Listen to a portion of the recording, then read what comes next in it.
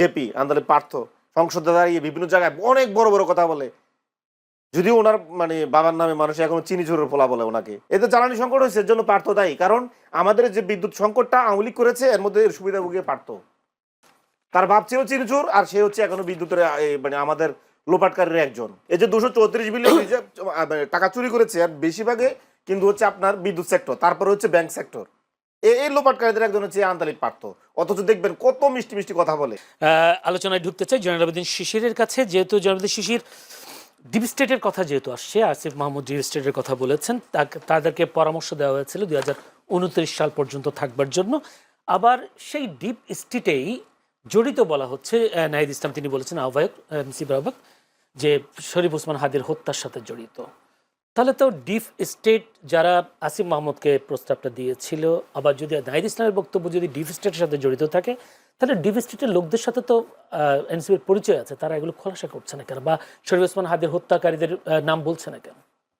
দেখেন, আমরা বরাবরে বলেছি যে 2026 সালে যে নির্বাচনটা হয়েছে, নির্বাচনের আগেও আপনারা অনেক শুতে আমি বলেছি এই নির্বাচনটা একটা পাতানো নির্বাচন হতে যাচ্ছে। এবং 2008 সালে যে কুশীলবেরা 111 মার্ক একটা ইলেকশন দিয়ে শেখ হাসিনাকে ডিপ স্টেট ক্ষমতা বসিয়েছে, ঠিক একই স্টাইলে তারেক রহমানকে তারা ক্ষমতা বসাতে যাচ্ছে, এবং তাই বাস্তবতা রূপ নিয়েছে, এবং ডিপ স্টেট তাই করেছে, এবং আমাদের ধারণা তাই হয়েছে। এবং এর সত্যতাই প্রমাণ করেছে রেজওয়ানা এবং খলিলুর রহমান। আগে থেকে জানতেন আপনারা? এখন আমরা তো দেখছিলাম তারা কিভাবে পক্ষপাতিত্ব করছে। তারপরে নির্বাচন, আপনার নির্বাচন, তারা ভোট গণনা এবং ঘোষণা, ইলেকশন কমিশন কোনোভাবেই আপনার মানে মাঠের রেজাল্টের সাথে ইলেকশন কমিশনের ঘোষিত রেজাল্টের মিল নাই। এখনো 51টা আসনে আমরা বলেছি এগুলো ডিপ স্টেট কারসাজি করে আমাদের 51টা আসনে আমাদের জোটকে হারিয়ে দেওয়া হয়েছে। এখানে অভিযোগ আছে, সেটা হচ্ছে ডিপ স্টেট তাহলে জামাত তো ভোট পাওয়ার কথা না, বা এনসিপি এতগুলো আসন পাওয়ার কথা না, ডিপ স্টেটের কারণে এতগুলো ভোট, এত শতাংশ ভোট পেয়েছে, এই অভিযোগটা তো আছে। তো ডিপ স্টেট কাকে ক্ষমতা নিয়ে আসছে? এনসিপি আর জামাতকে ক্ষমতা নিয়ে আসছে। আমরা তো, আর সবচেয়ে বড় জিনিস হচ্ছে যে ডিপ স্টেটকে আমরা ভাঙার চেষ্টা করেছি, তাদের মানে শাস্তির আওতায় নিয়ে আসার চেষ্টা করেছি, যারা 111 ঘটিয়েছে তারা আমাদের পক্ষে নিবে? তারা কখনোই কি আমাদের পক্ষে ছিল? তারা তো প্রতিনিয়ত আমাদেরকে আমাদের মানে চরিত্র হনন করেছে। আর একটা প্রশ্ন, ডিপ স্টেট কি আসলে দেশের ভিতরে কেউ নাকি? ডিপ স্টেট তো অবশ্যই দেশের ভিতরে কেউ। যারা 111 প্লেয়ার ছিল তারাই এখন এখানে খেলতেছে। 111 কারা করেছে আপনার কাছে স্পষ্ট, আমার কাছে স্পষ্ট, তারাই করেছে। নাহিদ ইসলামদের কাছে তো আর স্পষ্ট, তারা শরীফ ওসমান বলেছে ডিপ স্টেট মানে স্টেটের অংশ, এখানে স্টেটের অংশ, যারা পিছন থেকে আমাদের এই ছুরি মারে সব জায়গায়। এবং আজকে যারা মানবাধিকার কমিশন করতে দিচ্ছে না, যারা গুম কমিশনে ডিস্টার্ব করছে, যারা রাষ্ট্রের সংস্কারে ডিস্টার্ব করছে, তারাই ডিপ স্টেট। এবং তারাই বিভিন্ন জায়গায়, আপনারা দেখেন আজকে যে আইসিটি যে আইনটা, মানে টেলিকমিউনিকেশনের যে আইনটা, কারা এগুলো নিয়ে ফাজলামো করছে? তারা রাষ্ট্রের সংস্কার চাচ্ছে না, তারা চাচ্ছে আবার আগের মতন তারা গুম করার জন্য, তারা চাচ্ছে মানবাধিকার লঙ্ঘন করার জন্য। এখন যারা এই মানবাধিকার কমিশন হতে দিচ্ছে না এবং এটা সংশোধনী করে নিজের পক্ষে নিতে চাচ্ছে, তারাই তো ডিপ স্টেট।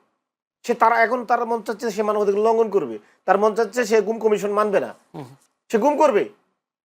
কি অসভ্য একটা জাতির চিন্তা করেন যে 15 বছর গুম ছিলাম আমরা, মানবাধিকার মানে লঙ্ঘনের মধ্যে ছিলাম, এর জন্য আমরা কমিশন করলাম, এগুলো আবার আটকে দিয়েছে। তো আপনি ডিপ স্টেট কারা এখন আপনি মানে স্পষ্ট, এগুলো যারা বিরোধিতা করছে তারা ডিপ স্টেট। এখন দেখেন এই যে বিরোধিতা করছে বিষয়টা, হ্যাঁ, বিএনপি তো ডিপ স্টেটকে প্রশ্রয় দিচ্ছে এবং বিএনপির হয়ে তো কাজ করছে, এবং বিএনপি ডিপ স্টেট একটা কোলাবোরেশনের মধ্য দিয়ে তো একটা পাতানো ইলেকশন দিয়ে তারা ক্ষমতা এসেছে। আপনি দেখেন আজকে সংসদে বড় বড় কথা বলে, এই যে মানে আধা বিএনপি নেতা, আধা মানে আপনার এই কি জানি করে জেপি আন্দোলন পার্থ সংসদে দাঁড়িয়ে বিভিন্ন জায়গায় অনেক বড় বড় কথা বলে, যদিও ওনার মানে বাবার নামে মানুষ এখনো চিনি ঝোরের পোলা বলে ওনাকে। আওয়ামী লীগের নেতারাও বলে, বিএনপি নেতারাও বলে চিনি ঝোড়ার পোলা পার্থ। সে তো এখন বলে আমরা জুলাই বিরোধী, আমরা 71-এর সংবিধান বিরোধী, অনেক কথা বলে। আমরা কখনো বলি না 71-এর সংবিধান মানে, আমরা বলেছি 72-এর সংবিধান, যে সংবিধান এই দেশে কাঠামোগতভাবে ফ্যাসিস্ট তৈরি করে।